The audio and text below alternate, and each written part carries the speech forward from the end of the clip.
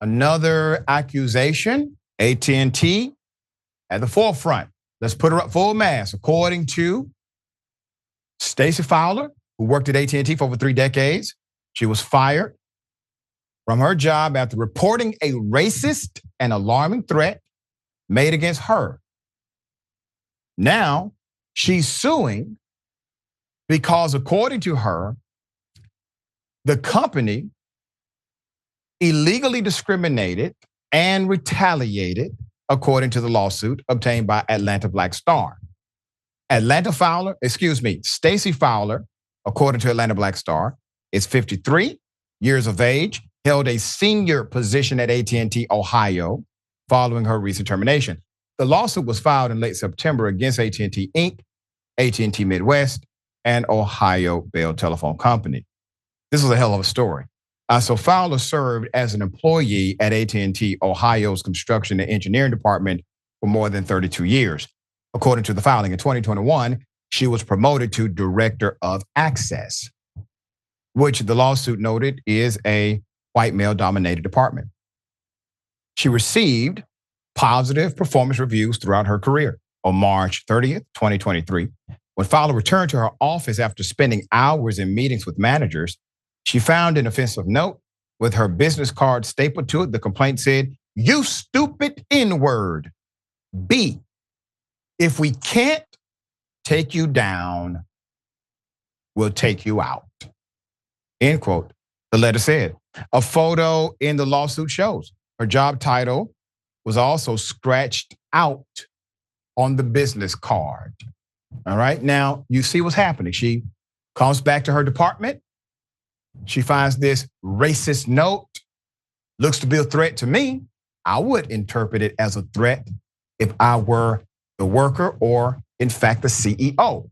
That's a threat. First thing I would do, I need to know everyone who voted for Trump, number one. All right, according to the complaint, Fowler contacted the supervisor, as she is to do via protocol, and the company's asset protection unit to report the threat. Once again, per protocol. She was instructed to work from home amid an investigation and to also file an official police report, which she completed on April 1st. However, it took weeks before she heard back from the team. April 11th, she was informed by an investigator that he collected 3 witness statements and tipped off about the employee who potentially wrote the note. He also told her to sign a formal document relating to her claim. Days later, she was called into a meeting and fired based on a separate reverse discrimination investigation.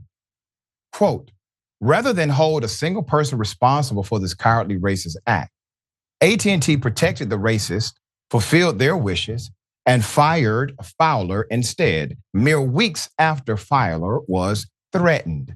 Then AT&T replaced Fowler with a white male, which was likely the wishes of the racist. In doing so, AT&T made clear that it would go above and beyond to protect white males at the expense of minorities and females in general, and Fowler in particular. The reverse discrimination investigation came before Fowler's firing in November 2022. She was ordered to axe about 25% of her team, according to the lawsuit, mostly low-ranking managers with little assistance from the company. She allowed the area managers to select which roles to reduce and supported their decision, which was finalized in 2023. The lawsuit says one of the area managers told a group of terminated employees that she chose to terminate them because they are white men, and against company policy gave them confidential managerial documents.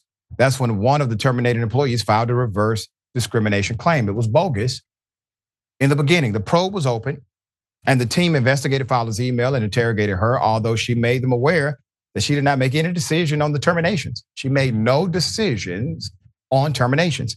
She explained that the area managers, who are white men, had the final say.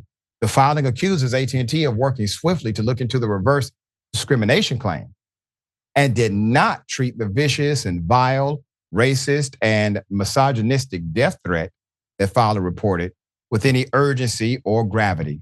Speaking to the Daily Beast, Fowler said she's disappointed with how the company handled the situation. Remember, she's been with them over 30 years.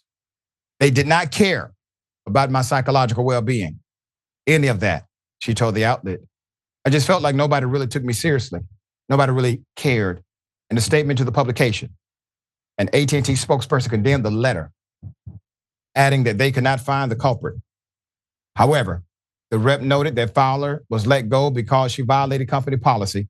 We do not discriminate, or do we tolerate discrimination of any kind, including based on race or any other factor. The statement to the Daily Beast said, any suggestion that we do is just wrong, and we intend to fight this lawsuit. Oh, okay, AT&T, fight at your own peril. Because when all of those workers are under deposition, under sworn affidavit, etc., to testify as to the knowledge that they have of your particular practices, well, let's just say Pandora's box will open. We will bring you an update as the story develops.